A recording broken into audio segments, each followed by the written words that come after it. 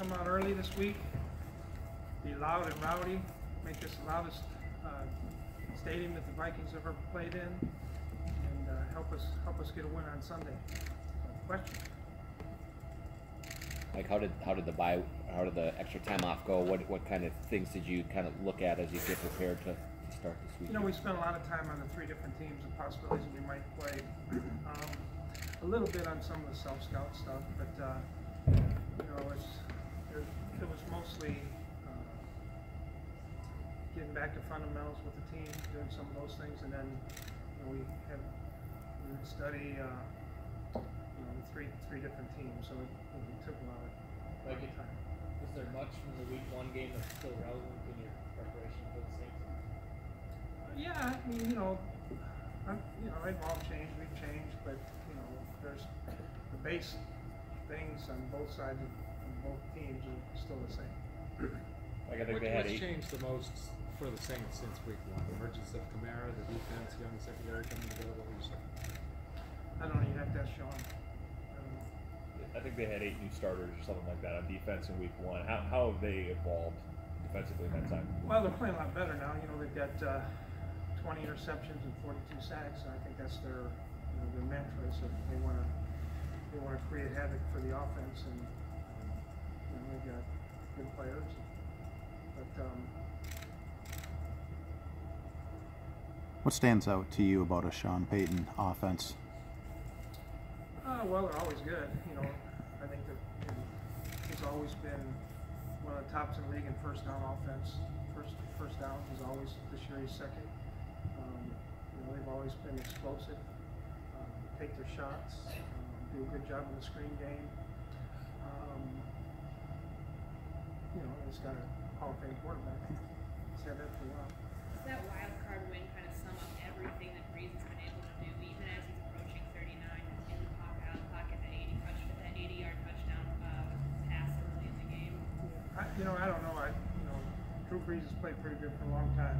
You know, he's won a Super Bowl. He's been MVP. You know, he's thrown for millions of yards. So I think all those things sum up what he does.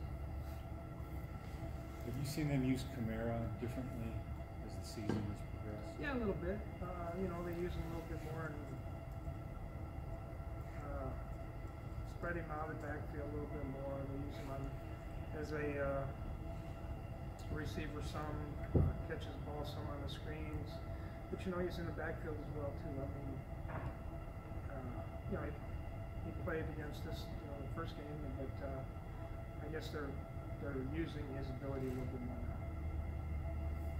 What are the challenges that Cameron Jordan presents? I know he got a sack against you guys in the first game. Well, he's a good player. He's one of the best defensive players in the league. Tough matchup. You know, he's as good a defensive end as in the league.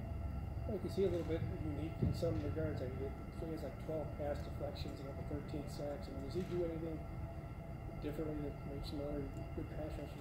No, I just think he's got an instinct to, you know, get his hands up on time. You know, the one game against Detroit, they intercepted. I don't know if it was him, but he knocked down some balls that they intercepted. But yeah, he's just a heck of an athlete. He has an opportunity to, can rush the passer, but also I think he's got great vision with the ball, with the quarterback. And he moves around quite a bit, man. Yeah, well, yeah, and they all do. I mean, they've got a lot of different looks and variations with the defensively. Does the message change to your team with the winners go home scenario? There's no safety net. If you lose, you don't come back next week and try to fix things. How do you put that into perspective? No, I think they know that. You know, I mean, we had a quick little practice today, and I didn't talk to them too much about any of those stuff. I'll talk to them Wednesday about you know, things we have to do to win and you know, where we're at and what we need to do. But you know, I think they understand the magnitude of you know, where we're at in the playoffs, and you know, New Orleans is a heck of a football team. But you know, I really think you know, being able to play at US Bank Stadium with our fans and the crowd noise and you know, Breeze trying to change protections and the audibles he makes at the line of scrimmage, I think that will you have to do a little more with your defense and communication because there's a negative impact that noise could have on them too. Yeah, well, we've been practicing the noise all year long, a lot of noise. I may crank it up a little bit higher this week, but and we haven't seemed to have a problem. Mike, given the restrictions on contact and things in practice and training camp, what's the key for your guys to be as good at tacklers as they are on that? The number one thing is always having good players. But trying to get them in the best position possible. I think the other thing is knowing where your help is. If you're gonna miss, you want to miss on the correct side so the next guy is there. And that's what we try to do: get them in the best position and work on knowing where your help is. And taking your shot. Sometimes you gotta take your shot. You can't come up there and just dance with the guy. You gotta go take your shot. Mike, there's so many quarterbacks who have ups and downs for different years for them, but it seems like Breeze just year after year is consistently top of the league in every category. What do you think allows him to be that consistent from year to year, game to game? Well, number one, I think they've got a great scheme. So they do a great job with their scheme. And number two, I don't know him very well. Adam was with him down there in New Orleans, and he says he's one of the most competitive guys there is. And he'll compete at anything. And I think that's kind of what drives him. The way he works, the way he studies. Now, obviously, he's got the talent and ability to do it, but the intangible things are really good. I think what makes Drew Brees him. What kind of things can Adam offer to you? I mean, obviously you can see plays on film, but what do you? It's been a long time since he's been down there, so same thing. I used to practice against him every day too. So you see some of the same concepts, you see some of the same things, and it's variations. But you don't know when they're going to call the plays. And Sean's a very good play caller. He calls them. Could be second one, he's calling a bomb, or it could be third and 8, and he's calling a run. So it's just the way it is with this team and the way that you have to prepare for everything.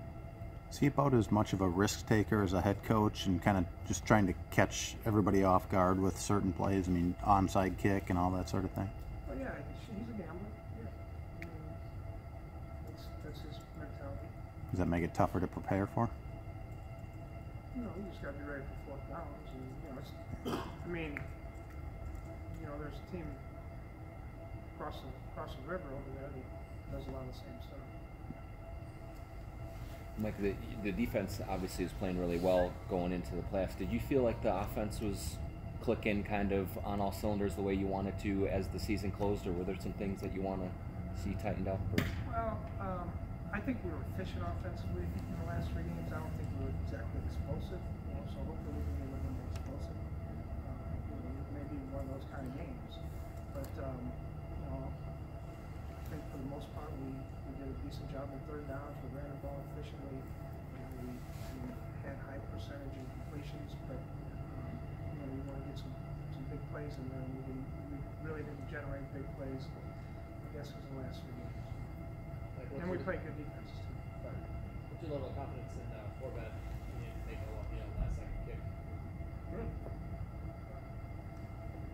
We got the crystal ball on our side. You guys obviously had Zach Line last year. He's doing okay for the Saints. Got a touchdown yesterday. What First kind touchdown he's had. What kind of led to you guys kind of moving on from him? Well, he had a hip surgery that he wasn't able to go with. He wasn't going to be ready till training camp, so we moved on. I know you're talking about the fans a little bit, but do you kind of play into the fact that the 2009 NFC title game is such a thorn in the side of the fans here? Does that kind of play into it at all? No, I was actually at the game, but I didn't. We don't think about 2009. We don't think about anything but 2017, now 18. Mike, do you know how you're going to handle backup quarterback for this game already, or does it depend on where Bradford is? I think I know. Yeah. I'll have to wait till Sunday. Is there still more that you want to see from Sam going into this week to determine whether he'll be moved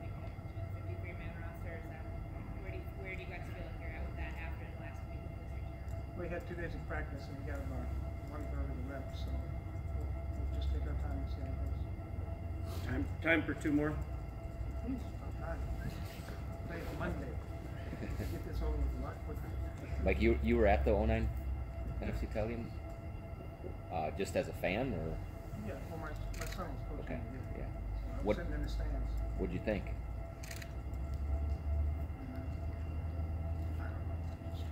I was just sitting there observing. I wasn't really rooting for anybody or anything like that. You didn't do the get crunk or anything like that down there? No, I had some, what else? Hurricane.